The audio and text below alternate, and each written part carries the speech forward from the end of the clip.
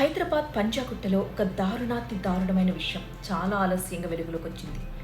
నమ్మి పెళ్లి చేసుకుని వచ్చిన భార్యని తన సోదరులతో స్నేహితులతో గ్యాంగ్ రేప్ చేయించాడు భర్త. ఆ యువతి కూకట్పల్లిలో తన కుటుంబంతో కలిసి నివాసం ఉంటోంది. అదే ఇంట్లో ఒక షాప్ని వీళ్ళు రెంట్కి ఇచ్చేవాళ్ళు. ఆ షాప్ రెంట్ తీసుకోవడం కోసమని నవాజ్ అనే యువకుడు ఈ ఫ్యామిలీ దగ్గరికి వచ్చాడు. ఆ పరిచయం కాస్త ఈ అమ్మాయితో ప్రేమగా మారింది.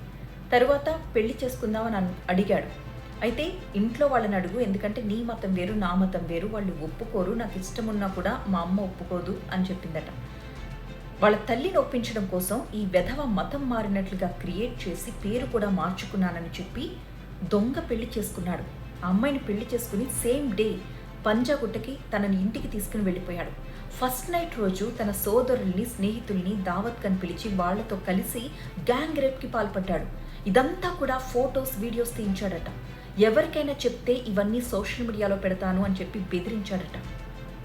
వాళ్ళ చెల్లిని కిడ్నాప్ చేసి రేప్ చేస్తానన్నాడట. తల్లిని యాక్సిడెంట్లో చంపించేస్తానన్నాడట. ఇక ఏ అమ్మాయి మాత్రం బయటకు వస్తుంది చెప్పండి? అలా కొన్ని రోజులు భరించింది ఆ అమ్మాయి ఆ నరకాన్ని. ఇంట్లో ఎవ్వరూ ఆమెకి విలువిచ్చేవాళ్ళు కాదు. ఎంతమంది చుట్టాలు వచ్చినా ఈమె ఒక్కతే వండి వార్చాలి, ఎన్నిసార్లైనా వండాల్సిందే. అప్పుడప్పుడు కొన్ని దురాగతాలకు కూడా పాల్పడే వాళ్ళు. ఇంటికి వచ్చే స్నేహితులు తన బట్టలు చించేసేవాళ్ళట, అలాగే పని చేయమనేవాళ్ళట. తట్టుకోలేక సూసైడ్ ప్రయత్నించిన అమ్మాయి.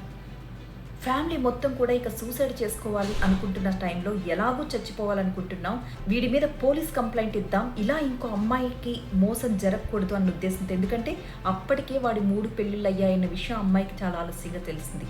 అంతేకాకుండా వీడు ఏ మతం మారలేదు, పెళ్లి చేసుకుని తీసుకొచ్చి ఈ అమ్మాయినే తన మతంలోకి మార్చేసి పేరు కూడా మార్చేసి ఇంట్లో కూర్చోపెట్టేశాడు. నరకం అంటే ఏంటో స్పెల్లింగ్ రాయించేశాడు. ఆ తర్వాత ఈమె పోలీసులకు కంప్లైంట్ ఇస్తే వాళ్ళు మిస్సింగ్ కంప్లైంట్ నమోదు చేసుకున్నారట. ఎందుకంటే ఇతను గత అక్టోబర్ నుంచి కనిపించట్లేదు. అప్పటి నుంచి కూడా అతని కోసం పోలీసులు వెతుకుతూనే ఉన్నారు.